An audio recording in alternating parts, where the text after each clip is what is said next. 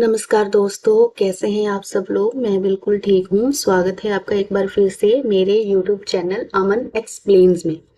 इससे पिछली वीडियो में मैंने आपको सैलरी कैलकुलेशन बताई थी सिंपल, कि अगर उसकी बेसिक एचआरए कन्वेंस वाशिंग सब मिला के ग्रॉस सैलरी इतनी है, ये उसकी ग्रॉस सैलरी है। अगर उसने वर्किंग डेज पूरे महीने में पूरे लगाए हैं या 23-24 लगाए हैं तो उसके हिसाब से उसकी कैलकुलेटेड सैलरी कितनी होगी। अगर 30 दिन है तो सैलरी कितनी होगी, अगर 25 दिन लगाए हैं तो सैलरी कितनी होगी। आज मैं सैलरी में सैलरी कैलकुलेशन में ओवर टाइम बताने जा रही हूँ। कुछ एम्प्लॉयज होते हैं, स्टाफ में भी किसी कंपनी में ओवर टाइम मिलता है, नहीं तो वर्कर्स में ओवर टाइम तो होता ही है। यानी कि अगर 8 घंटे की ड्यूटी है, 8 घंटे के बाद उसने जितना टाइम लगाया वो ओवर टाइम में जाता है। हो सकता है कि कोई पर्सन रोज 2 घंटे लगा रहा है, कोई कभी 3 घंटे लगा रहा है, कभी 2 घंटे लगा रहा है। तो जो एक्स्ट्रा वर्किंग आवर्स हो गए उसको बोलते हैं OT, over time. Over time यहाँ पे मैंने एक कॉलम ऐड किया है, ये देखिए जे कॉलम में यहाँ पे लिखा है ओवर टाइम इन आवर्स। घंटों में हम लिखेंगे कि उसका महीने का ओवर टाइम कितना बन रहा है। मान लो इसने 60 घंटे ओवर टाइम लगाया है, ठीक है। इसने 60 घंटे ओवर टाइम लगाया, इसने 52 घंटे लगाया, इसने 20 घंटे ओवर टाइम लगाया, इसने कोई नहीं लगाया, मैंने जीरो लिख दिया। ये मैंने ओवर टाइम अपनी मर्जी से यहाँ पे डमी डाल दिया है, किसी ने कितना ओवर टाइम लगाया है। अगर किसी की मैक्सिमम लिमिट होती है तो वो भी हम बाद में सीख लेंगे। ये मैंने ओवर टाइम कैलकुलेटेड था जो ये डाल के, ये ओवर टाइम है घंटों में, कि इसने एक महीने में 60 घंटे लगाए हैं ओवर टाइम में, या इसने एक महीने में 52 घंटे लगाए हैं ओवर टाइम के।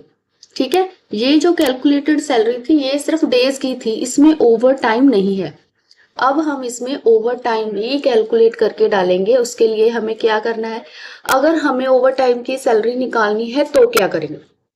जैसे हमने सैलरी बनाई थी डेज वाइज, तो डेज वाइज बनाने के लिए हमने क्या किया था, पहले हमने एक दिन की सैलरी कैलकुलेट की थी। ठीक है, एक दिन की सैलरी कैलकुलेट की थी। अगर घंटों की चाहिए तो हमें 1 घंटे की सैलरी उसकी पता होनी चाहिए।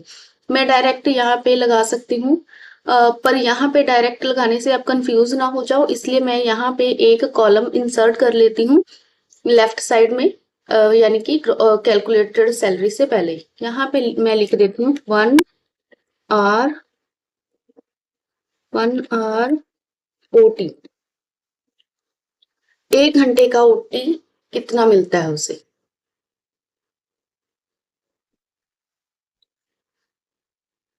1 आवर ओटी सैलरी, यहाँ पे ये कॉलम डाल। ठीक है। जैसे यहाँ पे वर्किंग डेज है तो यहाँ पे 1 डे की सैलरी हमने निकाली थी। अगर आपने नहीं देखी तो आप नेक्स्ट वीडियो, इससे पहली जो वीडियो वो देख लीजिए, आपको पता चल जाएगा कि सैलरी कैसे कैलकुलेट की थी एक दिन की। अब मुझे 1 घंटे की चाहिए। अगर मैं ये जो ग्रॉस सैलरी है महीने की पूरी, इसको डिवाइड करती हूँ, जो दिन है, अगर मैंने इसकी ग्रॉस सैलरी को 30 से डिवाइड किया, 30 का मंथ है, 30 से डिवाइड किया तो मुझे ये मिल गई एक दिन की सैलरी। ठीक है। अब ये जो I1 मुझे हमेशा ही चाहिए तो मैं इसको फिक्स कर रही हूँ। फिक्स आपको बताया था ना कि अगर एक ही सेल बार बार चाहिए, क्योंकि नीचे अगर मैं ड्रैग करूंगी तो मुझे वहां पे मंथ 30 का ही चाहिए, तो मैं इसको फिक्स कर देती हूँ। अब ये तो हो गई एक दिन की। अब 1 घंटे की निकालने के लिए हम क्या करेंगे, एक दिन की सैलरी को जो वर्किंग आवर्स है, जैसे इनके वर्किंग आवर्स हैं 8 घंटे, तो 8 से डिवाइड कर देंगे। अगर किसी कंपनी में फिक्स वर्किंग आवर्स 10 घंटे की ड्यूटी होती है तो 10 से डिवाइड करेंगे, तो ये आ गई हमारी एक एक घंटे की सैलरी। ये आ गई हमारी 1 घंटे की सैलरी। अब यहाँ पे मैंने ओवर टाइम भी ऐड करना है, या तो हम अलग से ओवर टाइम यहाँ पे टोटल ओवर टाइम कैलकुलेट कर लेते हैं ताकि आपको कंफ्यूजन ना हो, बाद में आप ये सारे काम इकट्ठे कर लेना। उसकी पूरी ओटी सैलरी कितनी बन रही है। यहाँ पे मैंने क्या किया, जितने भी उसने ओवर टाइम के घंटे लगाए हैं उसको 1 घंटे की जो उसकी सैलरी है उससे मल्टीप्लाई कर दे, तो ये उसकी ओवर टाइम की सैलरी आ गई। तो जो उसकी 30 दिन की या 25 दिन की सैलरी बनी थी उसमें हम जो उसकी ओवर टाइम की सैलरी है वो भी ऐड कर देंगे।